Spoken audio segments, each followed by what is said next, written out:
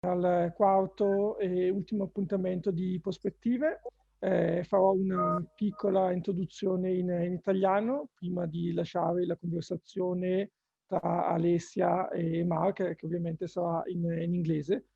Come sapete, Prospettive è un ciclo di incontri organizzato da ArtVerona in collaborazione con l'Università IULM, curato e condotto da Alessia Zolloni, che è membro del comitato di indirizzo di ArtVerona ed è anche responsabile del master in arte dello IULM. È un ciclo di incontri realizzato con l'obiettivo di far vedere come i diversi approcci che hanno le istituzioni, che possono essere i musei, piuttosto che i collezionisti, piuttosto appunto che imprese culturali, nel promuovere e diffondere l'interesse per l'arte culturale.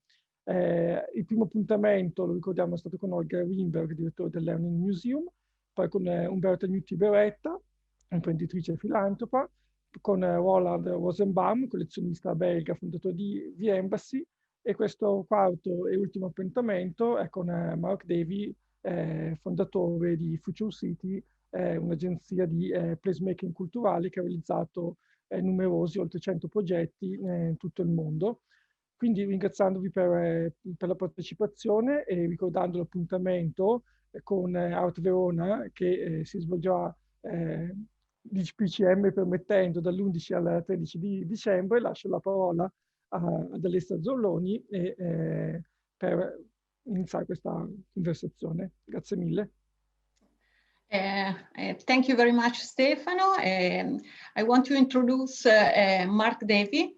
Mark Davy is the founder and CEO of Future City in London, a cultural placemaking agency specialized in creating a cultural project in the public and in the private venues. The agency has commissioned over 100 installations throughout the world, involving artists such as Douglas Gordon, Random International, Team Lab, Damien Hirst. Projects are characterized by original partnership that help to tell the story of a place. And this collaboration can result in different kind of projects, such as cultural strategy, partnership between galleries, museum, university, art commission, curating many digital artwork. So thank you very much, Mark, to be with us. And can we start just tell something about about your background? Okay, well, I have an interesting journey to where I am now. I was a practicing artist until 2000, and I was dealing with very large-scale urban collaborative projects with artists, writers, filmmakers. I was head of research at the University of Creative Arts until 2000, but I then decided to stop and to become a curator and to work on bigger collaborative projects outside of the university. Where I could spend more time. And because of that, I began to work increasingly with architects and then increasingly with regeneration experts. And I could really see that there was this huge opportunity for someone with a very strong arts and urban background to sort of join in and be part of these new ideas.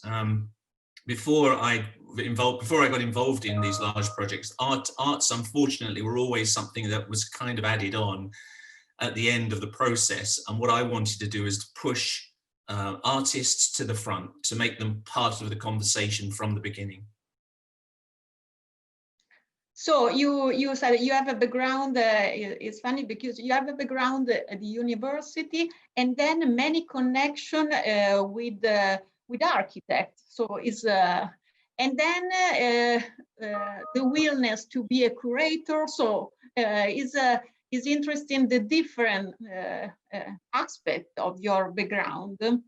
I think when I started, you know, like most artists, you know, I went to art school, I did my postgraduate, I saw myself as an artist in the studio, but I think I'm just naturally too curious and too competitive and too ambitious to stay on my own for very long. And I then had this opportunity, actually, which I've just neglected to mention. I'd studied at the Architectural Association in London for 2 years as an artist in residence.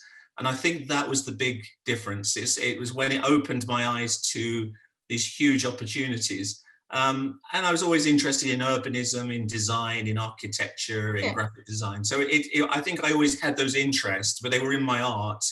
And I think by stopping and getting, you know, creating a sort of space, I could enjoy it more without it being about me. Yes, and so I mean, Future City, as we have said, has developed many partnerships between the real estate sector and cultural institutions. So something may be new, at least, I don't know, when you started. And can you tell us about the history of Future City? What exactly Future City is? Yes, so the term, well, now we use the term placemaking, and you know, placemaking is a strange word. I don't think it has any real value outside of a certain group of institutions and disciplines. But as I understand placemaking now, it means to make a place, to have a place that has a soul or an identity, has a vision. And when I first started Future City, I was very much involved in just very conventional art consultancy. So we were doing public arts mostly. But I soon realized that the areas that I wanted to work in, which is the property, the real estate sector, really doesn't or didn't have any sort of representation from artists. I mean, you might have an art consultant spending a specific amount of money for a specific purpose, but there was no real sense that the arts had any real value, that you had no representation. So I started to work more collaboratively with other disciplines, specifically architecture in the beginning, but now we work with engineers, with landscape architects, with commercial organizations. And we just gradually kept pushing to see if the arts could go further and further. So Future City now is a consultancy of about 12 people. It's multidisciplinary, but it's still essentially strategists, researchers, and curators. And then some experts in certain core areas, artisan craft, creative technology, visual arts, increasingly now theatre and events. And those areas we have representation in. So when we come into a project, we will often come in very early on, and we will begin a piece of strategic work, which will start to try to understand where are we near, what big ideas might we do, and then we will try to have influence over some of the big decisions, the architecture, the landscape, and the infrastructure particularly.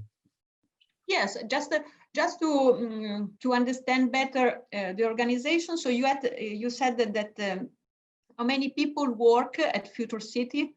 It changes in number, but it's around 12 people. 12 people, yeah. Yes.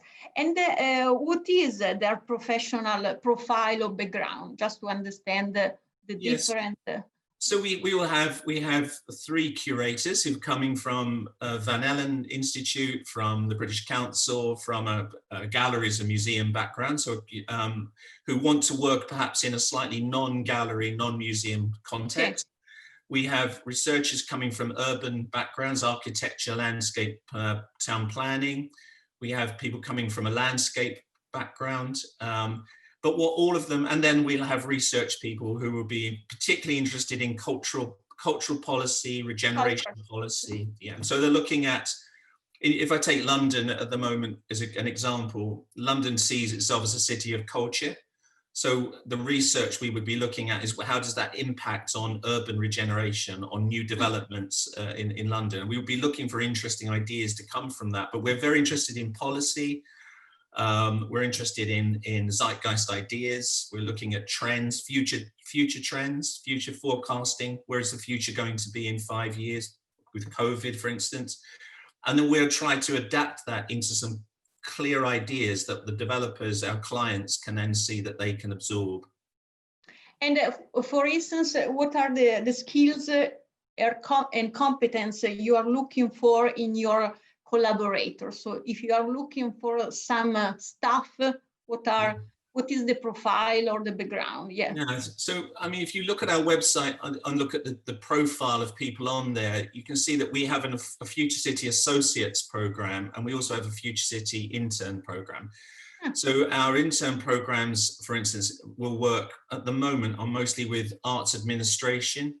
We're very interested in that area. In terms of our associates, they cover absolutely everything, because placemaking is by nature cultural, which just means life. And so whatever life is in the 21st century, we need experts who can contribute to those ideas. So we need philosophers and writers and thinkers and experts in urban design. We want visual artists, we want designers, we want people who can put on a festival. So our range really covers what, let's say in the current time that we're in, before COVID, we were starting to move more and more towards experience. So experiential culture, the idea of big events, adapting spaces, especially commercial spaces, into places for galleries, museums. We have lots of partnerships at the moment with different cultural organizations that are moving outside of their buildings. So a lot of our experts became involved in that. More recently, we've started to do a couple of large projects around fashion. We're creating a new fashion quarter in London. And so we're now involved, we now have a series of fashion experts who are giving us ideas about what that means, everything from, you know, the whole issue of circular economy, waste, sustainability, ESG, sustainability goals around fashion. So we'll have a fashion philosopher, fashion writers, fashion practitioners, community-based fashion. So we tend to sort of try to understand as much as we can a broad sense of what is happening before we then start to develop the ideas or the strategies. Yes, very interesting. And you work mostly with the private or public sector? It has been traditionally the private sector. More recently, there's been a move to the public sector. The big problem, I think, to go back a few years, when I first set Future City up in 2007, we would go into these huge development projects where millions and millions of euros were being spent on, buildings, architecture, infrastructure, and so on. And it was very entrepreneurial, which we liked, because you could really have a conversation and things could happen very quickly. And I had come from a tradition where you have to put together huge amounts of information to apply for grants and research funding and so on. So there was something really exciting about this idea of telling a story and then having an immediate response, and then almost starting straight away.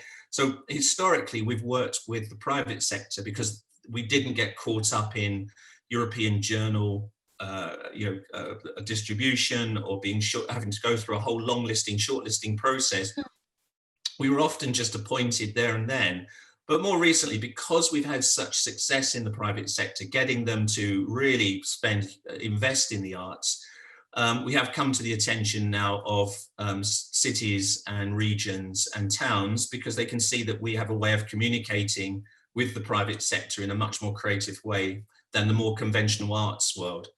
I come from the public sector, but it's not a criticism, but it has its own language, its own financial structures, its own way of doing things. The two things don't go very well together, in my experience. Private and public can be really problematic. And so many recent projects include very large art and architectural collaboration in city and urban center. One of these projects included the Illuminated River project. Yeah. Yes. Can you tell us about this project? Maybe if you can also show something. I don't know. Yes. I have lots of slides here. What I'll do is I shall. Shall I take the screen? Is that okay? Shall I share the screen on my side? Now I see you. Okay. Let's see. Sharing the screen. Can you? Okay. So this is always the classic moment where things don't work. Okay, so can you see, you can see me now, can you? Yes. Okay. And can you see the presentation? Let me see if I put it to full screen. Is that now, can you see the slides? No. Oh, I'm sorry. Let me just see. On my machine, it hasn't. The only thing that's come up is me, but not the slides for some reason. I'm sorry. Let me try again. Otherwise, we can, if you are able to show. Otherwise, you can start to tell how this project came out. Yeah, I'm sorry. I mean, I can see me, but I can't see the screen for somebody. It hasn't. Let me just try one more, and if it doesn't work, then I will. No, I'm so sorry. I don't know why it's on here. I can only see myself, but not my screen, which is very frustrating, as I've spent quite a long time putting the slides together. No, I wonder why it's doing that. Here we go. It's come up. Right, there we are. Yes, great. Yes. Yeah. Okay, well, that's a relief. Great. Yes. So let me, and can you, let me just put this into a full screen so you can see it. Okay. Right. So yes. what I'll do is I'll just very quickly, if you don't mind, I'll just show you some of the projects we've worked on. And I think that gives a better idea of how we're working. So here is a good example of a future city project. So this is the Greenwich Peninsula in London, a huge new what we call an industrial site, and it's been bought by a new developer. So we're looking at the idea of a new creative place for London. And so at the beginning, we can concentrate on absolutely everything that goes there. We have an opinion on. We want to make this a new destination for London, and at the moment it looks like that, and this is their graphics, but they want it to look like this. So one of the first big ideas we had was an idea for a 5-kilometer sculptural running track, which is called the P5K. And this was really to bring tens of thousands of people down to the site to run and to investigate the site. So we worked with a landscape architect and we drew the 5K on there. We worked with the Nike Foundation originally, and what they were saying was, look, if we could create the ultimate 5-kilometer run, this would attract huge numbers of people. So if you look on the right there, you can see how it might look in London as you fly into London. In fact, there's a better slide. So we took the budgets for the landscape, and instead of a conventional landscape piece of design, we ended up with an idea, a narrative, where architects working with engineers and artists would create this. So this is now, the first section has now been delivered. And when it's finished, it will be a 5-kilometer elevated run designed by Charles Renfro, who did the High Line. And here's a section of it. And it also has an arts trail, it has music and events, it has walking, and it's a really extraordinary idea. But if we hadn't been there, it would have been a landscape project. We turned it into an infrastructure project. And you can see now that there's kind of artists involved now. And every part of this development had to have an arts or cultural outcome. So here is the jetty, the old jetty that used to unload coal onto the site or take coal into the old industrial site. Eventually it will have some form of community centre on there, but in the meantime we came up with the idea of an experimental place to look at urban living. So immersive art, urban growing, music and events on this branded jetty. At the moment, there's a group in there looking at experimental urban farming and growing, the future of food growth, biophilia. And this always involves artists, designers, thinkers coming together. Another of the projects here was, this is the energy center for the development. We managed to stop the original idea, which you can see there. And we began to work with artists on the chimney, this huge 50-meter chimney. And then on the ground floor, although there's the energy center is still an energy center, it's also a visitor center for children, to see how energy is made. So we've effectively taken that building, we've taken the landscape, we've taken everything, and we've started to come back with ideas where artists are part of the thinking process. And this is now hugely successful. So the way that the developer would measure success is that it gets huge amounts of attention. It's already attracted lots of PR and marketing. The artist has got access to an incredible project for his career. And then also we looked at a gallery, which is called the Now Gallery. We originally came up with a gallery for the 21st century, which was again exploring whole ideas around urbanism and living. This is the gallery as you see it now.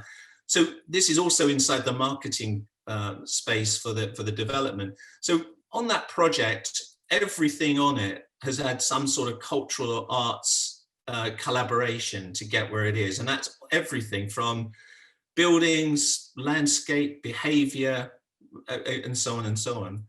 And then if you look at this slide, we're now on the other side of the river. We were just on there with the dome over on the left-hand side. We're now on the other side of the river, and we've done the same thing again for this development. We've worked with the architects on color because the original site had kilns for glazing. And then we persuaded the developer to pay for a new home for the English National Ballet and to build that building out of their own money, and then to attract a major arts organization. So what we're seeing increasingly with the projects that we do is the interest in collaboration, right even to the point now we're bringing arts organizations onto the development sites. And here is the building as it's just been opened. It opened last year, hugely successful, and of course linked into their marketing and their branding. So everybody wins in this, in that there's a new facility for the ballet school. It's triggered funding from its philanthropists and partners, and that's also helped the development become a new place. And then even this was an early design for the bridge, same as before. Every cost has some form of alternative approach. Instead of just a bridge designer, we have an artist, this is Thomas Heatherwick, working with the architects. So, and that kind of way of working has really sort of gone through a whole range of projects. This is a new cancer hospital in London, where we worked on everything from the upstand, you know, the drip stands that you have when you're having intravenous drugs. That's an alternative drip stand on the right-hand side. In the elevators, when you go up the elevator, the lift, as you come up, you come through the Borneo jungle at exactly the same speed as you're going up through the landscape, the urban landscape to the left. So we had an artist, Mariella Nordecker, who went to the rainforest and filmed the idea of the journey going vertically up through the canopy of the rainforest, so that when you're in the lift, as you go up through the floors, you go up through the rainforest at the same time. And in this, we worked with a fantastic furniture designer and artist to look at new furniture for cancer patients and their families. All based on color systems for each floor. Lighting with an artist here looking at the lighting systems. Here you can see Mariana Nordecker's work, and then Gita Schwentner was the furniture designer. More conventional public art, and then the signage and wayfinding, working with Cara Martins and Pentagram, taking this idea of pixelated images, and all the floors have a different color system and different images on there. So the whole hospital, in the end, had an arts element through every decision: architecture, interiors, lighting, and so on. And then more conventional, this is a new development in London called St James's Market. And in this particular case, we worked with Studio Swine on a series of street furniture pieces that were based on the artisan trades of the people who live, who work in the area. So furniture designers, tailors, people making the hats and shoes and so on. And they worked with them to create these very, very interesting pieces of street furniture.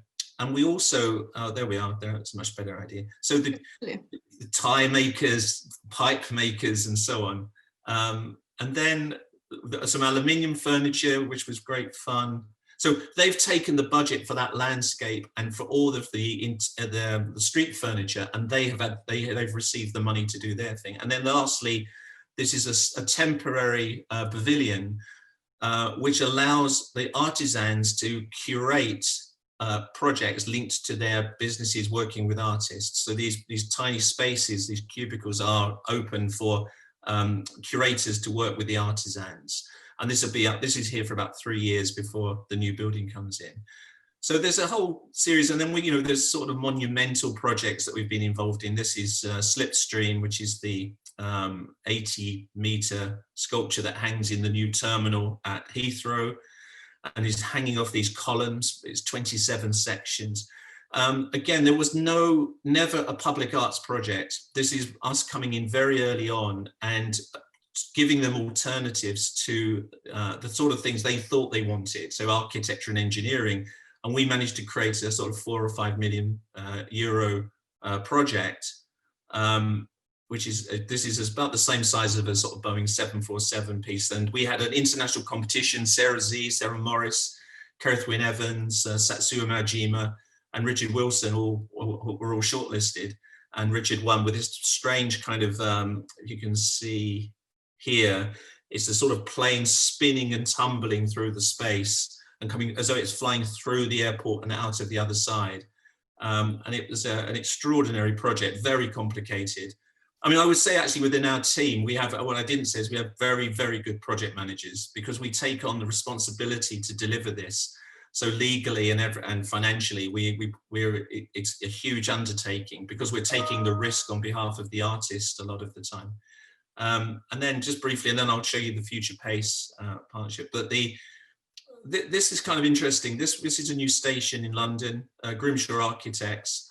And we worked with an artist, Mark Titchener, who created these extraordinary structures, which have this sort of poetry all the way through the inside of the scheme. And again, hugely complex projects that we had to undertake with printing and construction. So all of our work tends to have this quite similar, the reason I think it's so big and so architectural is often because that's where we tend to sort of find the opportunities are physically in the buildings and the landscape. Here we are. So I finally got to your question. Yes.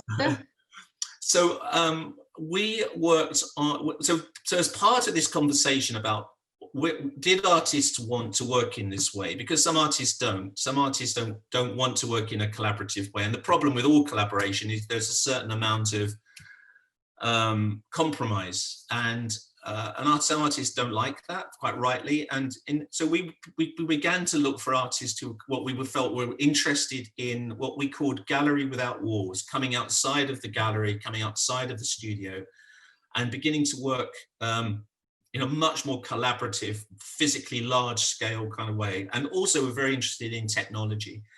So I set up I was starting to work with Pace, the Pace Gallery, who had already invested in Pace X with a big show at Palo Alto with Team Lab. And we started to work more closely together. And eventually we set up a 2-year partnership called Future Pace. And that was really to look around the world for the artists of the future that who would want to work in this kind of new environment. So one of the projects that came out of that was the Illuminated River project. So this was a global competition. The point to make is it was never an art competition. It was originally very much around lighting, how to light these 15 bridges that go all the way along the river. And I think there were 160 practices globally went for the project. And we thought we would go for it. We never thought we would win. We just thought it would be an interesting exercise to see how we could adapt to a competition that was mostly designed at architects. And we decided to have one artist who would light all 15 bridges, so that the whole idea would be this one great linear kinetic artwork that would move and pulsate through the river. And we put together a fantastic team with Pentagram as the designers. We had Price and Myers engineers, Leifshitz Davis and architects, and so on. Anyway, we put together. I'm going to try and show the film at the end if I can. But it's an extraordinary project. So each bridge is individually lit. And references a whole range of things to do with ecology, movement, history and heritage around painters that have been on, like Turner, who painted the bridges, and the kind of English, that very sort of UK light, that strange seasonal light that we get. And so each bridge is site specific, but when it's finished, all of the 15 bridges will be interconnected and will create one huge rippling kind of artwork, which will have a kind of algorithm of movement across the river, making it one of the largest artworks in the world. And what was interesting was that we won. And so there was a project where an artist led the team. Everyone in that team was behind the artist, not behind the architect. And I think I said to you before, Alessia, it's not that I love architecture and I love working with architects. So we work very well with them, but sometimes artists always sit very low down in the feeding chain, and what I've always wanted, I guess, as someone who was an artist, is to say, what would happen if an artist led, and then on the back of that, we then won a whole series of projects linked to PACE, Future PACE. This is an extraordinary project at the Eden Project in Cornwall in the southwest of England, the huge biospheres that were built about 18 years ago. And we were asked to get involved in a project which was about the invisible world, the microbes and germs that we can't see, which seems very relevant at the moment with COVID, the impact of something you can't see. And we put a competition out for a major artwork, and Studio Swine won the project with this crazy idea, which was to take the cyanobacteria, which is one of the world's smallest living beings and is linked to oxygen production. And of course, they blew it up to this enormous scale piece of work. And then they created this kinetic installation, which blows smoke rings out of these apertures, which have the scent of the extinction periods that we've been through. We are currently in the 6th extinction period. And so we've had the dinosaurs and we've had the volcanoes and so on. So they worked with a scent manufacturer and scientists to create scent that you would fire out of these smoke cannons, as you can see on the bottom left here. And it's been a really amazing, it was an amazing project. It's ceramics and it's kinetic and machinery. We had a very, very short period to do it. And when it's finished, this structure is going to be dropped into the sea in Cornwall to become a reef. So it will be used as a kind of structure under the water. In fact, there you can see some of the, I just put that in just to get a sense of the kind of insanity of it, really. And these are just all kind of PACE related. These are all to do with Future PACE projects. These are all artists who started winning large scale projects. This is UVA, and this was a project about the Alan Turing, who is the poet and code breaker in the war. It was very bad. It was treated extremely badly by this country as a rule because of his sexuality. And this is a code which effectively works on an algorithm. So there is inside here a poem which you will almost never see, because it will only probably come together at once in 100 years, because it's effectively the system is rotating the words like a code breaker, which is, and that was the reference. So it's amazing because you see people walking past it and trying to sort of unravel what these kind of text pieces are, using similar technology to when you see in railway stations and airports. And so this piece of poetry constantly trying to find a way to come together to tell you exactly what it says. And then lastly, just as another project, this is with Random International. This is a public artwork that we've just installed. And it's based on the idea that it mimics movement of the passerby. So as you move, the piece moves in response. And we had a great dance. Wayne McGregor's dancers opened the piece by doing a specially choreographed work which worked against the mirror image of the dancer. So they're the kind of, you know, there's a sort of sense of a set of the type of projects, of which there are many more, but they give a taste of the kind of things that we have got involved in through, but almost always through collaboration. Very rarely have we actually just had a project where there's been a budget to do a standalone work. That's Crossrail. I'm going to wait for your Crossrail question. I think these are really amazing projects. I would love to see this kind of project in Milano more. No, I mean, you also said that you worked in Italy, in Naples. That's right. We worked on, I'm terrible Italian, but it's a tobacco factory, manufacturer tobacco, and it's in Naples. And the developer brought us in very early to look at ideas for it. So we used very similar sort of approach. So it was the first time we had a chance to work in Italy. And it wasn't a huge piece of work. It was just something at the beginning, playing out very similar ideas with the infrastructure, landscape architecture, and also just trying to understand, you know, what was happening in Naples and whether there was a way for this development to harness the sort of creative energy.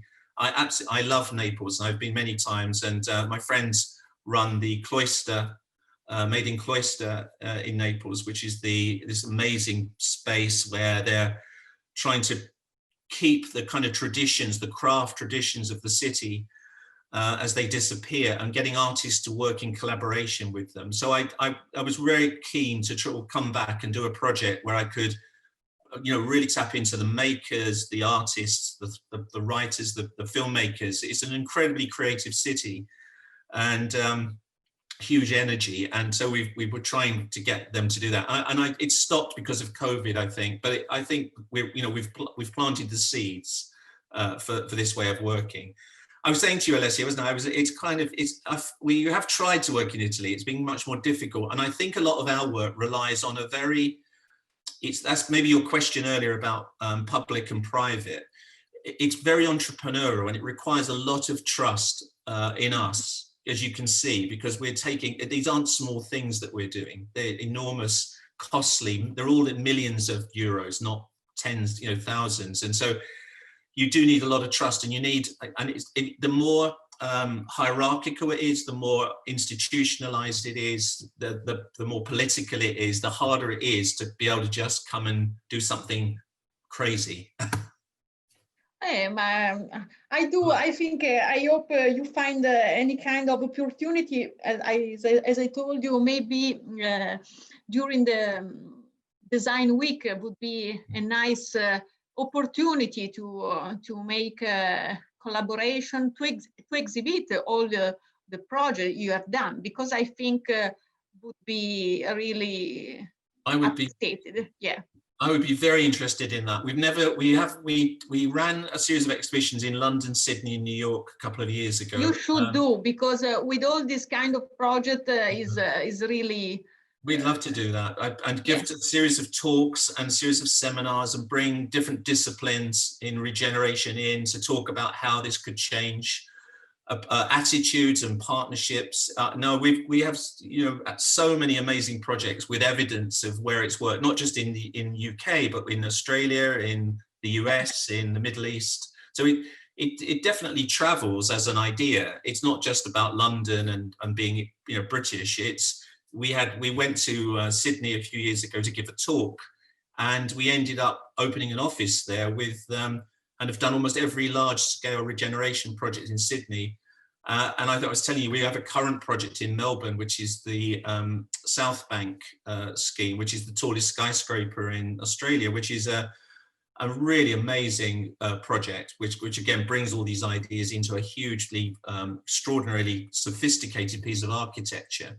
So yeah, I think it's completely open. I'd love to do an exhibition and a tour and a series of talks, and really promote this kind of way of thinking. We of course we will try to organize, because I think should be, yes. Definitely. Well, accepted. We'll do it. Let's do it.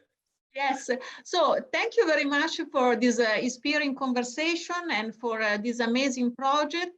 And now the time I see is over, and I leave the word to Stefano. Well, thank you so much. Thank you for inviting me. Thank you very much. Thank you very much.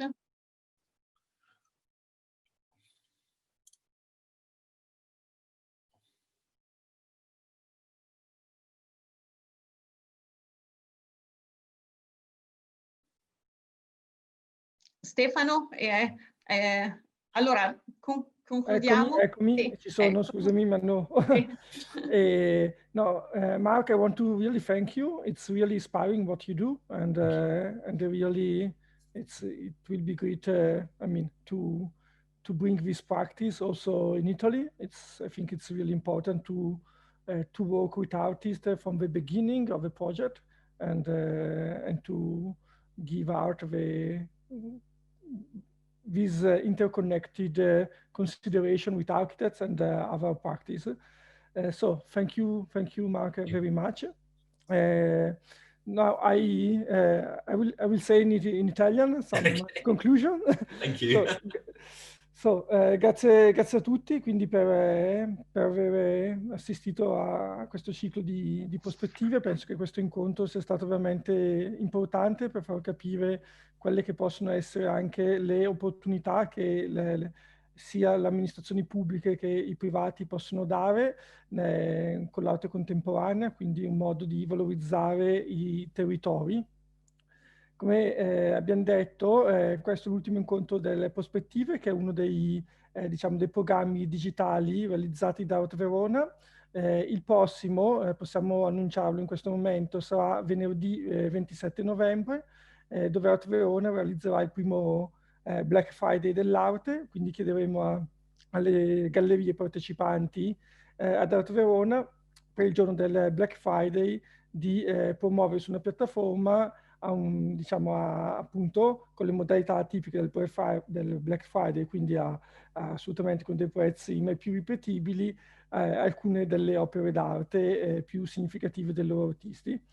Quindi ringrazio tutti, ringrazio Mark e ringrazio Alessia per aver condotto questo ciclo e ci vediamo prossimamente sia in via digitale che fisica. So thank you all and see you soon. Thank you. Thank you. Thank you. Goodbye. Bye. Bye bye. Bye bye.